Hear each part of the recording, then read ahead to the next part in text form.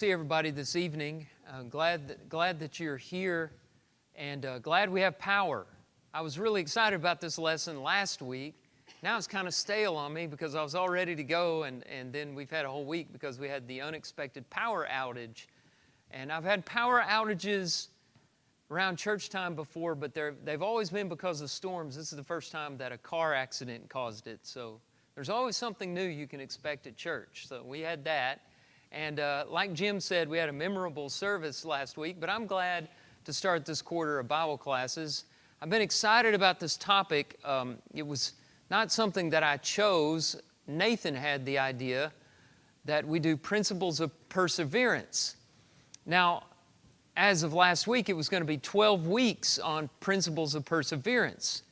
And to do 12 weeks on perseverance is an act of perseverance in and of itself, right? I was real excited, and then I sat down and I thought, what am I going to do for 12 weeks? But when I started looking at Bible passages and what the Bible teaches on this subject, I had no shortage of things to talk about. I realize you may not be able to read all of that. I'm going to have to look back here, but I just want to whet your appetite, realizing that one of these is going to go away because I thought I was going to have 12 opportunities, and as of tonight I have 11. But tonight we're going to talk about the need for perseverance. And here are some of the other lessons. I tried to choose a word to represent each lesson and then have a little subtitle for each one as well. Here's what we're going to talk about this quarter. Assurance, know that you know what's most important. These are principles on how to perseverance. So next, we'll talk about strength. Be resilient. That's the second principle. Principle number 3, patience. Good things come to those who wait. Next principle, resolution. Make peace in your conflicts. So that's a resolution of conflict is the idea there. Next principle, faith. Trust God no matter what. Prayer. Ask God for help. Discipline. Resist the enemy of perseverance. And then repentance, getting back up when you fall down. Next principle, perspective. Live for the long term. And then choice, don't trust your emotions. And finally, hope, smile at your future. So those are principles that if we put them into practice, we will develop perseverance in our lives. And I just want to throw that up there to encourage you to come all quarter long. Just make a commitment to be here through the end of September. We've got plenty to talk about. And we've got a lot on our plate for tonight. So tonight we're going to set up the study and talk about the need for perseverance. And I want to start with, just a definition of perseverance, what we're talking about. And we'll get this out of the way. There is a creed or a denominational doctrine of perseverance that this class is not about. You've probably heard of John Calvin and Calvinism. They talk a lot about perseverance in theological circles, namely the perseverance of the saints. That's the whole TULIP system. TULIP is the acronym for understanding what Calvinism teaches: total depravity, unconditional election, limited atonement, irresistible grace. And then the last one is the perseverance of the saints. And the way people say it in our part of the country is once saved, always saved. And I find it amusing that sometimes people will take only the last part of that system, but it all has to work together. You can't just cut out the part of it that you want to have. But it does sound really nice to think, well, once I become a Christian, there's nothing in the world that, not even my own unfaithfulness, that could make me fall away from grace. But the Bible teaches explicitly that it's possible to fall from grace. In passages such as Galatians chapter 5, verse 4, and Hebrews 6, 4 through 6. So we know that is not a truth of Scripture, that we need to remain steadfast, and yes, God forgives, and there is grace, and none of us would make it without it, but the idea of once saved, always saved, and you can't lose your salvation is just not a biblical concept, and that's not the kind of perseverance we're talking about. We are talking about the kind of perseverance that will keep you saved, but not in the sense of a Calvinistic doctrine. I thought about a lot of different definitions for perseverance. This is the one I like the best. When we talk about perseverance, what we're talking about is long obedience in the face of difficulty. Staying obedient despite the circumstances. Obedience for the long term. One of the lessons in our class will be choosing long-term results over short-term gratification.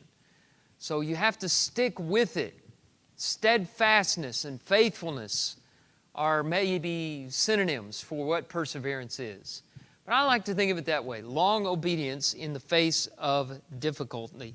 And there are many passages we could look at to help us define that a little further. Let's start here with Matthew chapter 10, verse 22. This is when Jesus is sending His disciples out on what we call the limited commission. It's before the Great Commission. They just went out to Judea, out to the house of Israel. And one of the many points of advice that He gave them was this: the one who endures to the end will be saved. Now, He was saying that in the context of the limited commission, but we can make application to our lives as well, that the one who endures to the end, the one who has long obedience in the face of difficulty and keeps on keeping on to the end of his or her life, will be saved. That's not a Calvinistic idea where there's no effort required at all on your part, but it also is a guarantee, an assurance that, as long as you stay faithful, God will save you. And that's the concept we're talking about here. Let's also look at 1 Timothy chapter 6, verse 11. I'm going to turn over to these, and some of them I want to get a little more context than what's up on the screen.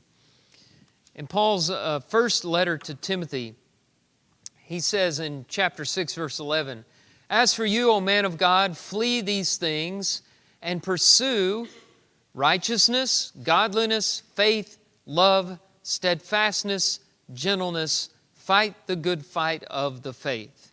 So among other things, he told Timothy, flee sin and pursue steadfastness, which is perseverance. And that's why I'm so glad Nathan came up with this idea to talk about perseverance for a whole quarter. It's not just something we should talk about, it's something we should chase after, pursue with much effort. It requires effort. More to Timothy, this time in the second letter, chapter 3, verse 10. Here's what he says to Timothy after he told him to pursue steadfastness. "You, however, have followed my teaching, my conduct, my aim in life, my faith, my patience, my love, my steadfastness."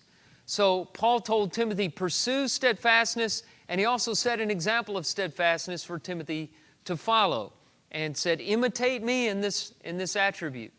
So it's very important for us to look at it and talk about it.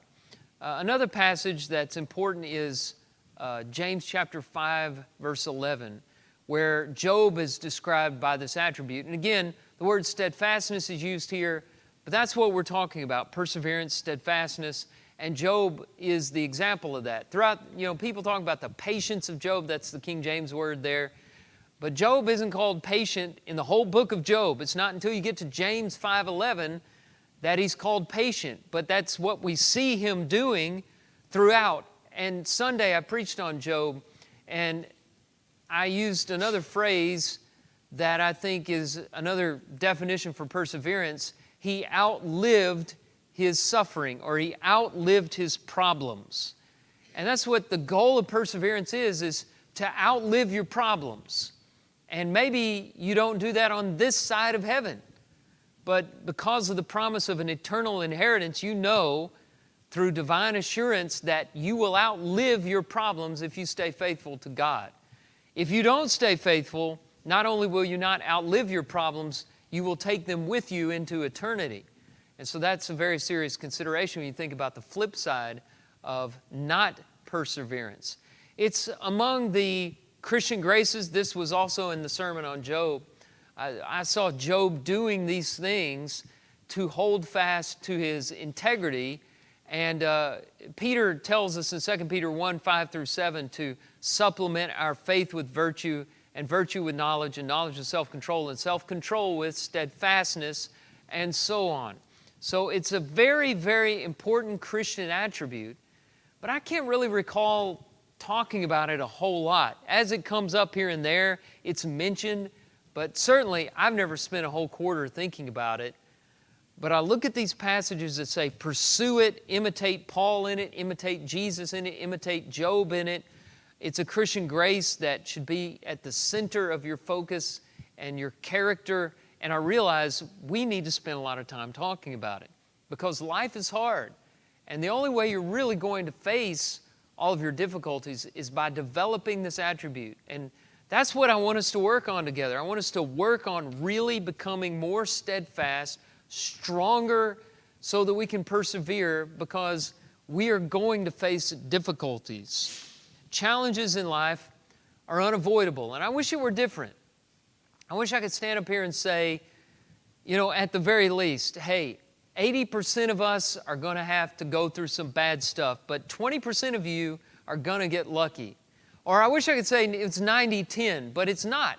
The truth of the matter is 100% of us are going to go through problems and challenges that we never conceived could happen to us, okay? And that's scary, I know, but that's just the truth. And this is an adult class, it's not the 3rd and 4th grade, so we need to, realize these things and talk about reality. And the reality is, and you know it better than I do, that there are things around the corner that you will never see coming. I never, in my wildest dreams, thought that I would be coming down with Parkinson's disease at the age of 37. But that's what happened, It's not something I planned for, but Christian perseverance is a big part of what helped me overcome the emotions that set in with that diagnosis. And I found it's more of the emotions that you're fighting than the actual suffering. It's the fear and the anxiety that you fight more so than the actual thing that you're going through. I think the scariest monster that we have to face is the one that lives inside our heads. And perseverance will conquer that and help us to fight that. And so we all face challenges. Here's how Paul put it. I thought I had a slide on that. See, I made this a week ago. I don't remember what slides I've got up there now. 1 Corinthians 10:13. He says, no temptation has overtaken you, but that which is common to man. No challenge. The word temptation there is not just temptation to sin. It means test. It's a general term. James used it a lot in James, and Paul uses it quite a bit. It's more general than temptations to sin. It includes temptations to sin, but it also includes trials and difficulties. And he says, you haven't been through something that nobody else in the world has been through. Elijah needed that verse. I'm the only one. No, there's 7,000. There's 7,000 others. And for every one of our problems, there are 7,000 people out there at least who are going through the same thing. And so it's not uncommon to have a challenge in life. And so challenges are unavoidable, and they're especially unavoidable for Christians. Yeah.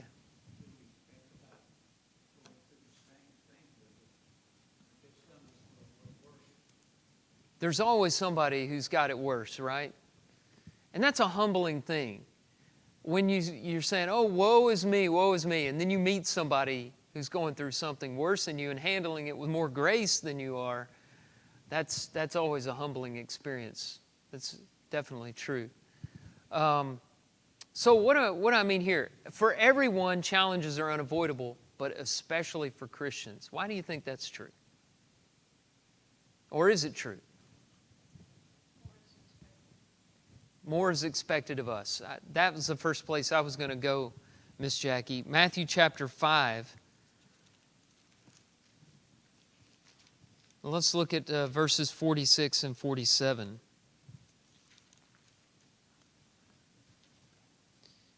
If you love those who love you, what reward do you have? Do not even the tax collectors do the same? And if you greet only your brothers, what more are you doing than others? Do not even the Gentiles do the same? So isn't Jesus saying there, I want you to do more than the average person. I want you to face more, to accomplish more, to love more. That's the context here. Because he has just said, love your enemies. And his disciples may be saying, well, that's not what normal people do. And Jesus is saying, that's right. I'm not asking you to be a normal person. I'm asking you to do more. And later on in the same sermon, he gets to what kind of path that type of lifestyle forms. Chapter 7, verses 13 and 14. Enter by the narrow gate, for the gate is wide and the way is easy that leads to destruction, and those who enter by it are many. For the gate is narrow and the way is hard that leads to life, and those who find it are few. So go the path least chosen. Travel down that one that's hard and narrow. Don't go with the majority. Go down the difficult way. So obviously, it's going to be harder for Christians for these reasons. Yeah. That's definitely true. And I want to talk about, I put a bookmark on that comment because I want to come back to that in a moment. Let's look at a couple other passages. 1 Corinthians chapter 1. This is where Paul is saying Christian teaching is not normal. That's basically what he's saying. And we'll just look at verse 18, 1 Corinthians 1:18. For the word of the cross is folly to those who are perishing. That's the ESV. I really like the old translation, foolishness. That's what he's saying. The word of the cross is foolishness to those who are perishing, but to us who are being saved, it is the power of God. And then he goes on to ask some questions in verse 20. Where's the scribe? Where's the debater of this age? Has God not made foolish the wisdom of the world? And then he says, verse 22, the Jews demand signs and Greeks seek wisdom, but we preach Christ crucified, a stumbling block to Jews and folly or foolishness to Gentiles. But to those who are called, both Jews and Greeks, Christ, the power of God and the wisdom of God, for the foolishness of God is wiser than men, and the weakness of God is stronger than men.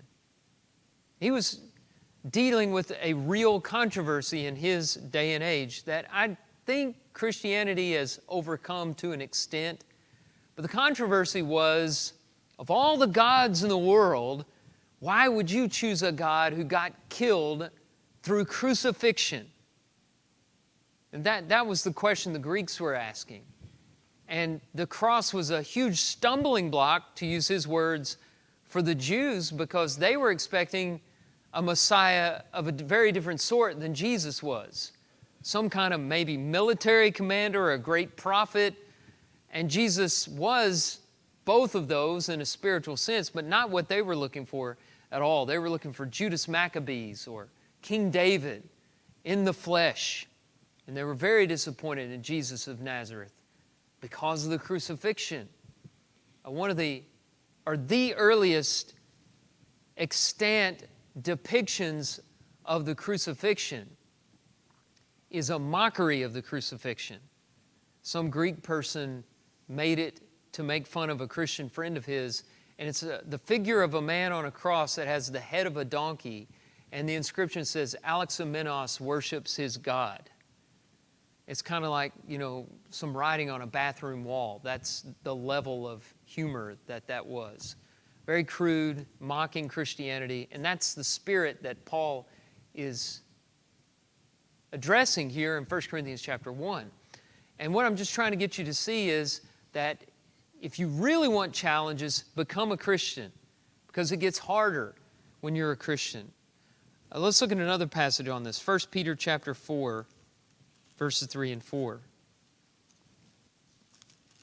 Your lifestyle changes, and the way you live, the morality that you cultivate in your life just seems so strange to your friends. This is especially hard for people that come out of the world that maybe haven't been raised in the church or in a Christian home, and they have to leave their family and their old associations behind. And Peter's talking to a group of people like that.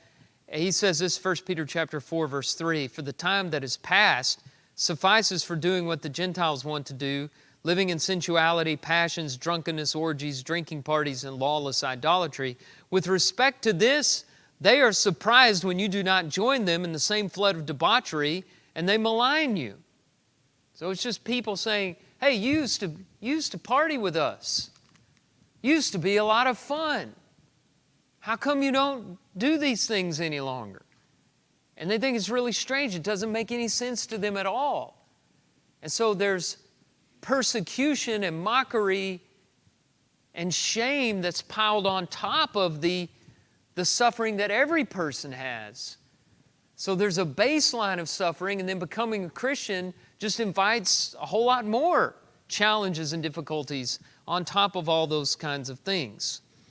So you have that. And then another way of looking at it is anyone who tries to make the world better or tries to make themselves better is going to be confronted by challenges. This is just kind of a principle of growth. I'll explain that further. If you want to change the status quo in your organization, in your congregation, where you work, or at your school, or in your home, if you want to go past the mediocrity and the average, and you want to grow your surroundings, your organization, you're going to be confronted by tradition. You're going to be confronted by habit, your own habits and the habits of the people around you, and also fear of change. Those things are going to be tugging you back down to the status quo. Everybody knows this to be true. And maybe you've tried to change things and it was so hard you just said, okay, I'm out. I'll just settle for what's there already.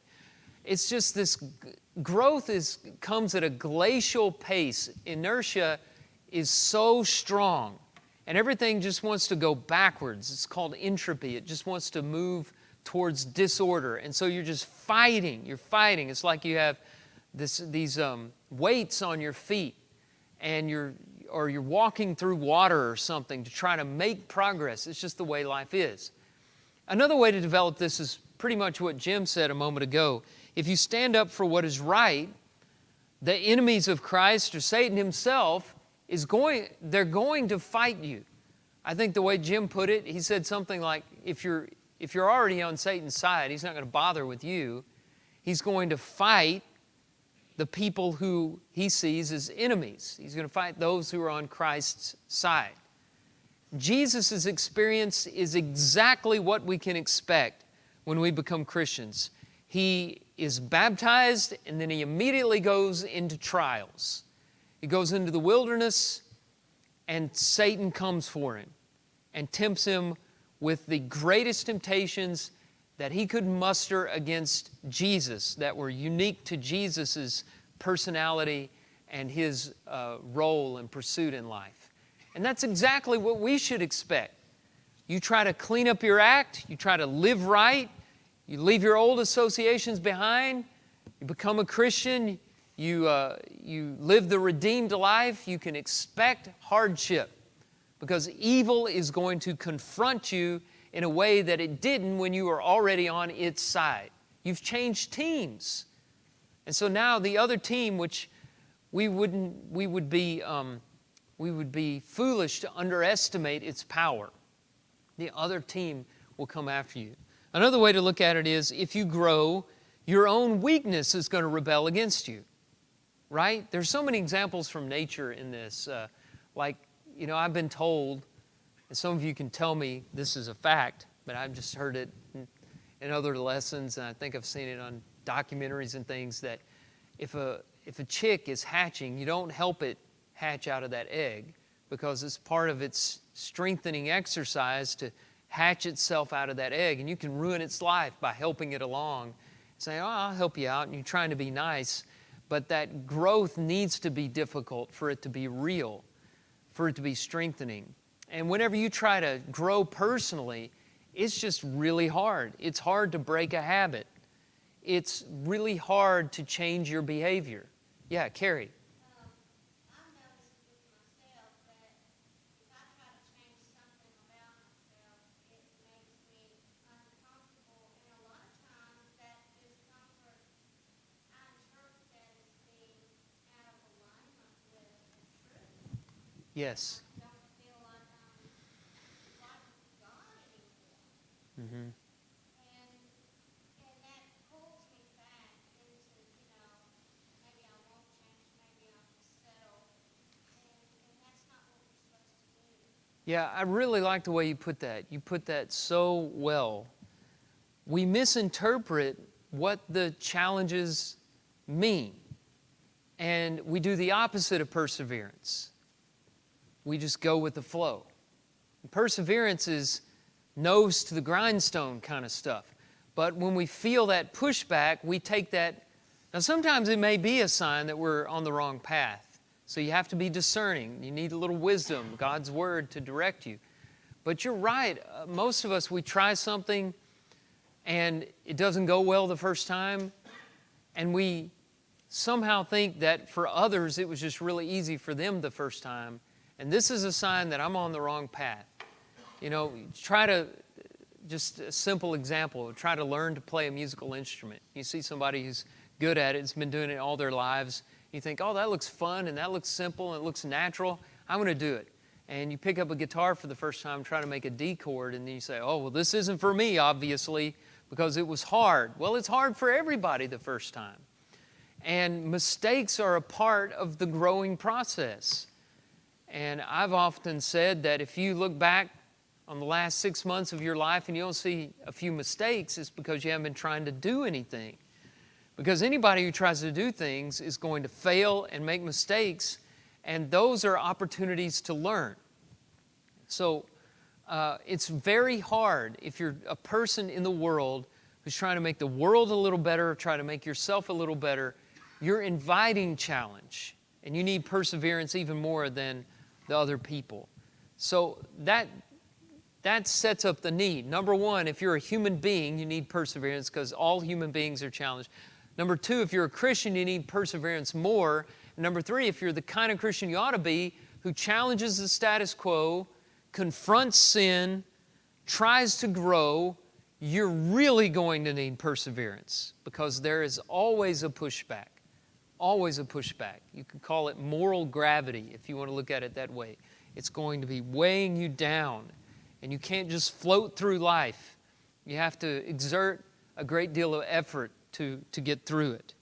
Okay? I'm about to change gears. Does anybody want to add anything to that idea?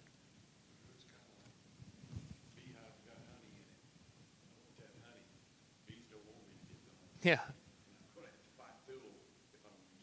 Yeah, if you want the honey, you got to get stung a few times, right? A growth mindset. So that includes expecting challenges are going to come. Persevere when you see a challenge, don't give up. That's exactly what I'm talking about. I should have consulted a few of you before class because you've put this, I like the ways that y'all are putting these things. I think we're all on the same page though. So let's talk about something else now because it's been kind of negative. I don't want to be a Debbie Downer, a Drew Downer. So let's shift gears here because this is where I want to land on. Perseverance, it makes life better. It makes life better. Life is better with these challenges. And I realize that's hard to swallow, so I'm going to spend a little time developing that. This is where I started thinking about this. Why on earth do people enjoy watching horror movies? I'm not one of them, but they're evidently popular because Hollywood keeps making them. What is the appeal of a zombie movie? I don't get that. People want to be scared.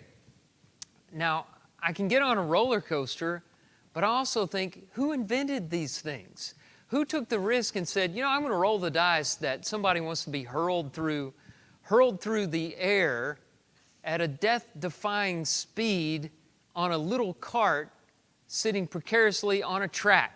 I don't know the first person. He was a genius, whoever he was, because you can make a lot of money with a roller coaster, but people enjoy being scared. Now, what's that all about?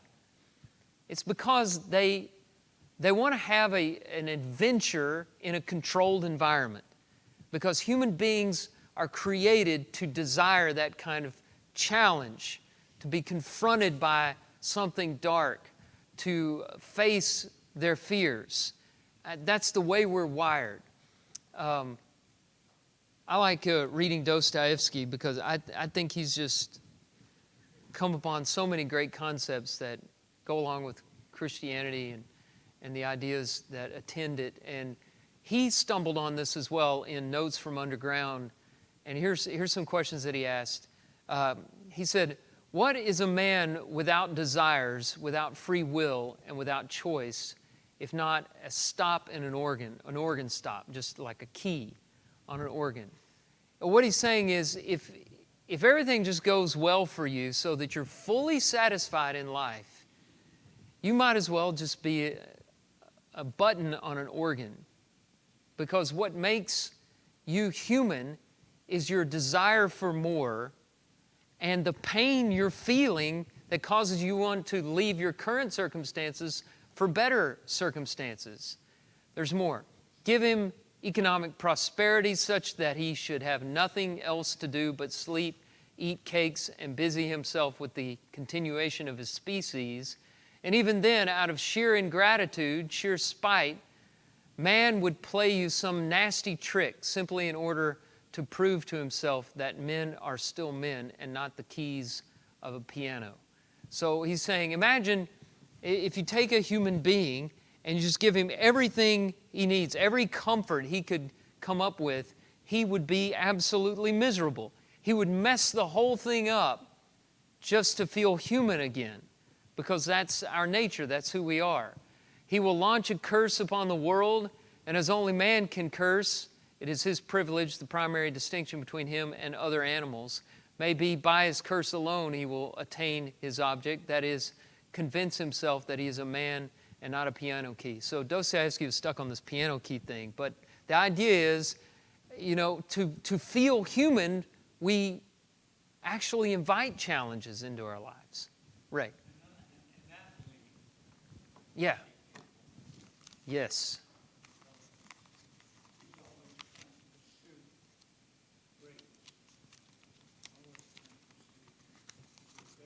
Through hardship, right?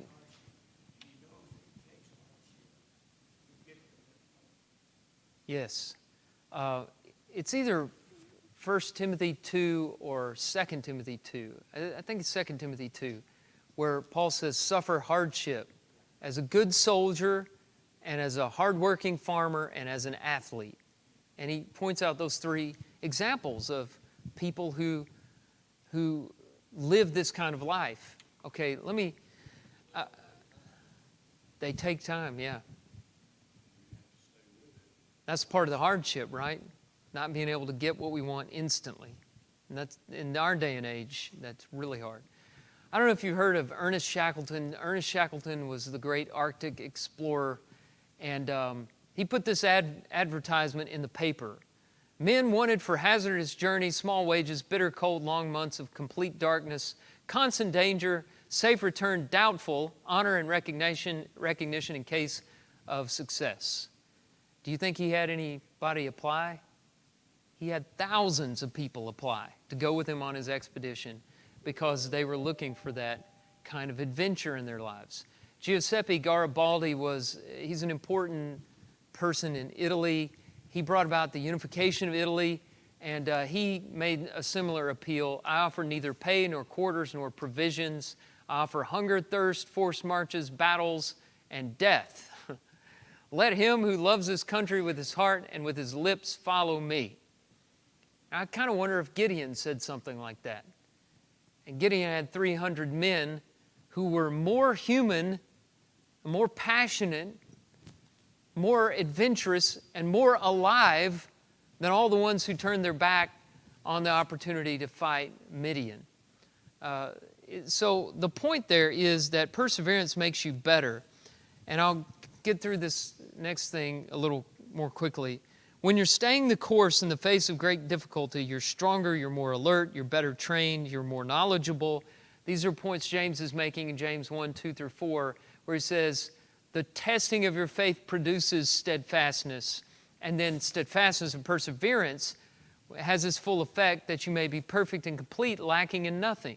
So if you want to be a complete human being, you will, as Paul told Timothy to do, pursue perseverance. You'll go after it. And so what do? The positive thing to do is to stop looking at challenges as problems and redefine them as discipline from the Lord. This is what the writer of Hebrews tells us to do. It is for discipline that you have to endure. The word endure, to me, speaks of perseverance. It's for discipline that you have to persevere. God is treating you as sons. For what son is there whom his father does not discipline? We know there are some sons whose fathers don't discipline them, and they're not complete, perfect, good human beings. They become spoiled. And being spoiled is not a good thing. You know, I hear grandparents sometimes saying, oh, you're spoiled. And you just called him rotten. You know, that's not good. And sometimes they use that word. He's spoiled rotten. I'm so proud of him. No, that's terrible. No, they need discipline, right? You don't discipline your child, they become a terrible human being, right? And if you're a human being who doesn't have discipline, which is a redefining of what challenges are, you're not looking at it as problems. You're saying, God has put me in a world where I'll face hardship so that I can learn to endure, because endurance produces these wonderful qualities in my life and makes my life richer and makes it worth living. And without that desire for more and for growth and to be better, without that desire to get out of this stage into a better stage, I'm something less than human. I'm not what God created me to be. So I like the way Phillips translated this passage. Bear what you have to bear as chastening, as God's dealing with you as sons. So you don't create problems in your life, but you bear what you have to bear, and you redefine it from problems to discipline. You bear what you have to bear as discipline. It's up to you to define that and how you perceive it. And in this class, we're going to be perceiving that challenge as an opportunity to persevere and to live life more richly with challenges that discipline us and make us better. Got a few seconds.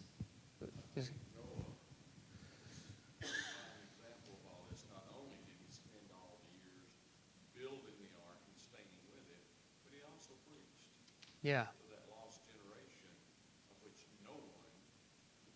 Had a tough audience, but he kept preaching, right?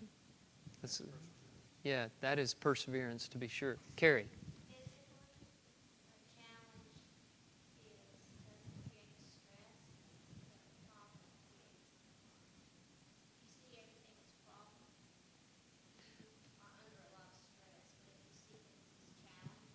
Mm-hmm.